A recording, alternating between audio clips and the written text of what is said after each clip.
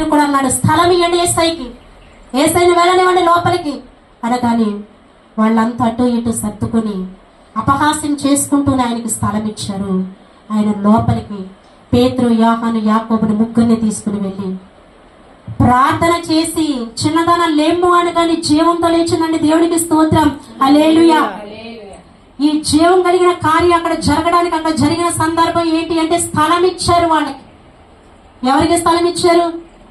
యేసయ్యకి స్థలం ఇవ్వగా అక్కడ జరిగిన అద్భుత కార్యం ఏంటంటే ఆదరణ కూడిక జరగాల్సిన ఇంటిలో కృతజ్ఞత కూడిక జరుగుతుంది. దేవునికి స్తోత్రం, హల్లెలూయా. ఆదరణ కూడిక ఎప్పుడు జరుగుతుందండి? మనిషి చనిపోయిన తర్వాత ఆదరణ కూడిక జరుగుతుంది. కానీ చనిపోయిన మనిషిని లేవనెత్తి దేవుడు అక్కడ ఏ కూడిక పెట్టాడు? కృతజ్ఞత కూడిక. కృతజ్ఞత కూడిక దేనికి నిమిత్తం పెడతాం మనం? మన జీవితాల కార్యం జరిగితే దేవుడికి కృతజ్ఞతాస్తుతులు చెల్లించుకోవాలని కృతజ్ఞత కూడిక